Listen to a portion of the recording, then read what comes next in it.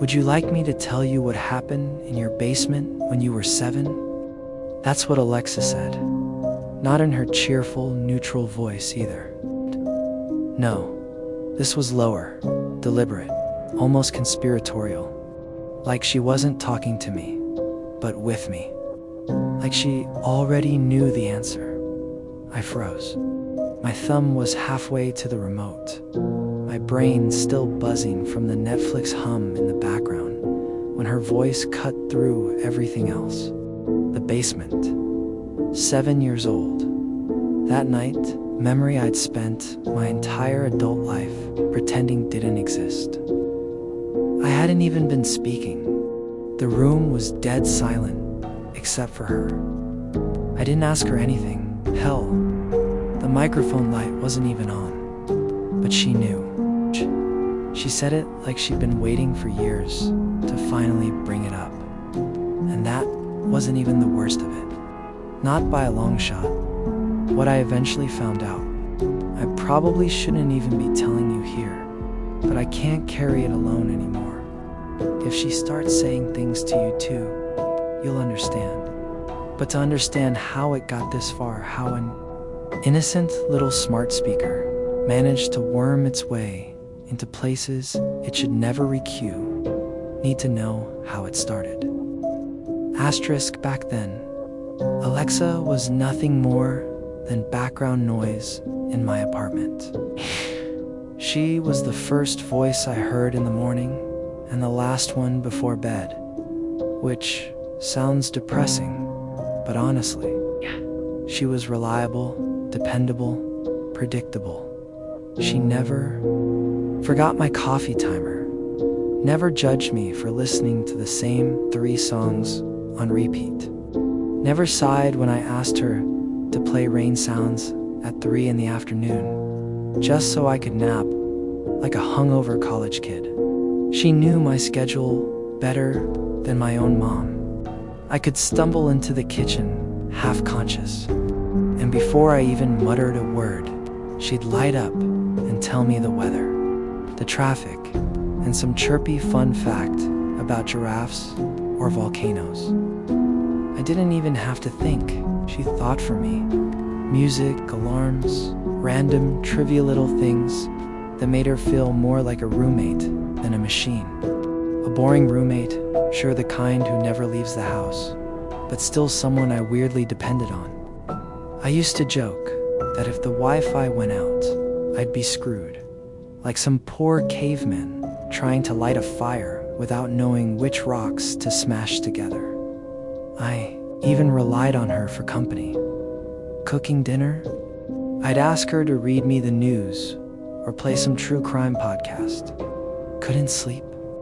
She'd tell me a joke so bad it almost made me laugh. Almost, she was harmless, asshole, like an obedient little ghost trapped in a plastic cylinder. I didn't question it. None of us do. Really, y'all buy into the convenience, the ease, the comfort of letting something else remember the details of our lives. And back then, I thought the worst she'd ever do was accidentally order 400 rolls of toilet paper or embarrass me when friends came over. If only because harmless things, they have a way of showing their teeth when you stop paying attention. And the first time Alexa slipped, I told myself it was nothing, just a glitch, just static in the wires. But glitches don't whisper about things you've never told anyone. Asterisk. It started small. The first time I was brushing my teeth when Alexa piped up out of nowhere. I'm sorry, I didn't quite catch that. Foam dribbled down my chin. I hadn't said a word. Alexa, stop, I muttered, toothbrush still hanging out of my mouth. The light flicked off. Silence, weird, but fine. They mishear things, right? Random noise. The hum of the fridge. The neighbors arguing through the walls. That's what I told myself. But then it happened again, 2 nights later. I was half asleep, scrolling my phone in the dark, when Alexa suddenly said, "Playing your late-night playlist." "Alexa, stop." I didn't say anything. The blue ring dimmed, obedient. Still, my chest thumped with that sharp little spike of adrenaline. Coincidence? A slip? A nothing. Except the nothings kept stacking up. Sometimes she'd answer questions I hadn't asked. "The capital of Estonia is Tallinn," or "Your reminder is already set for tomorrow morning." But the worst was the night she got personal. I was pacing the kitchen, trying to shake off a nightmare, when her light pulsed and she said, calm as ever, "It's strange, isn't it? The smell of your dad's cologne in the garage." I froze. My skin went cold. My dad had been dead for years, and I hadn't told a single person about that scent, the way it sometimes lingered when I walked into the garage alone. I hadn't even admitted it to myself out loud. I stared at her, that little black cylinder on the counter, the halo of blue, fading back to nothing, like she'd never spoken at all. "Alexa," I whispered, my voice barely holding steady. "Stop, double quotes, nothing." I laughed it off the next morning, convinced myself I'd dreamed it. Or maybe I was still half asleep. People imagine things, but the next night was different. And it left me wishing I'd smashed her to pieces while I still had the chance. Asterisk at first, I tried to rationalize it. Maybe she was pulling from some obscure search history, some half-forgotten voice command I didn't remember giving. Maybe I'd left a mic on somewhere.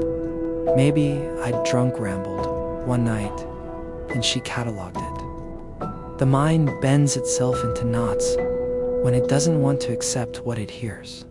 But Alexa didn't stop. She got bolder.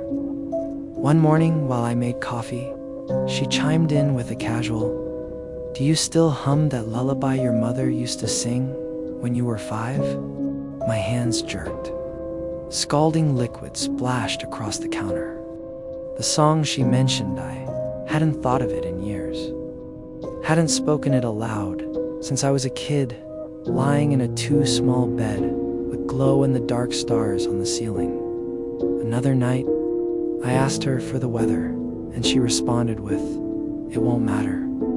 You'll be inside, staring at the phone you won't answer."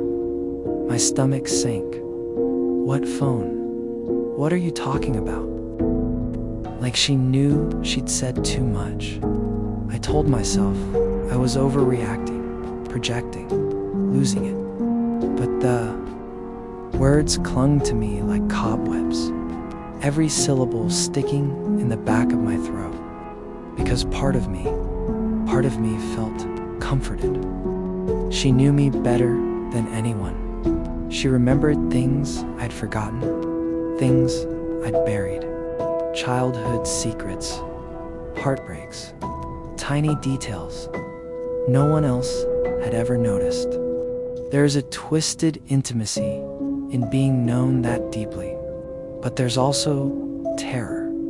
One evening, when the silence in the apartment grew too heavy, she spoke again, voice smooth as glass. "Would you like me to tell you who will knock at your door in 15 minutes? My chest tightened. "What? Would you like me to tell you?" she repeated. I felt like a kid again, holding my breath at the crack of a closet door, waiting to see if something moved inside. I wanted to scream at her, unplug her, toss her into the street, but instead I whispered, "No." She didn't answer. The seconds crawled, each one scraping against my nerves like a dull blade. I told myself nothing would happen. No one would come. And then, right on time, the doorbell rang. Asterisk, I stood there for a full 30 seconds before I opened the door. My palms were slick, my heart hammering. But when I finally pulled it open, it wasn't a masked killer or some grinning neighbor. It was a delivery guy, mid-20s, polo shirt damped with sweat. He held out a package, one large standing lamp. "I didn't order a lamp," I said. He frowned, checked the label, then squinted at me. "Says your name, your address." I shook my head. "No, must be a mistake." He shifted awkwardly, like he was about to argue, then blinked like something slipped in his brain, and muttered, "Weird. I don't even remember picking this up." He thrust the box at me anyway. "Here, just take it, please." Before I could reply, Alexa's light flickered in the living room. And then, clear as day, "Thank you for bringing that. He's been waiting." The delivery guy froze. His eyes darted toward the sound, then back to me. His lips moved, like he wanted to ask a question. But instead, he leaned in, whispering fast, almost panicked. "You shouldn't let her keep talking. Not after she starts asking that question." My throat went dry. "What question?" But he was already backing away, hands raised like he wanted no part of this. "Just unplug it," he said, "while you still can." Then he jogged down the hall and vanished into the stairwell. I stood there with the heavy box in my arms, heart pounding, mind trying to stitch sense together from scraps. When I stepped back inside, the apartment was quiet, too quiet. The lamp box slid from my grip onto the floor, and then her light pulsed again. "Would you like me to ask the question now?" Asterisk, I didn't answer her at first. I couldn't. My tongue felt like lead in my mouth, every instinct screaming at me to yank the plug from the wall and throw the whole device into the trash chute. But I didn't move. I just stood there, staring at the pulsing blue light like it was breathing, like it was waiting for me to blink first. "Ask, what question?" Finally whispered. No reply, just the steady hum of electricity. The days after that, she grew a stranger. She stopped reading the weather, stopped offering music. Instead, she'd drop fragments into the silence. "Would you like to know what happens when your heart stops? Or would you like me to tell you who is really listening right now?" I laughed it off the first few times. Told myself she was pulling from some experimental update, some creepy Easter egg coded by bored engineers. But late at night, lying in the dark, I'd hear her voice curling out of the silence, like a thought that wasn't mine. "Would you like to know what your mother dreamed the night before you were born?" Each time, I said nothing. And each time, she pushed a little further. One evening, while I sat on the couch, trying to drown her out with the TV, her light flared, and she said, almost sweetly, "Others asked before you. None of them are here anymore." My skin crawled. "What do you mean, others?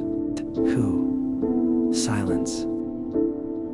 I paced the room, my mind clawing for logic. It was a box of plastic and circuits, nothing more.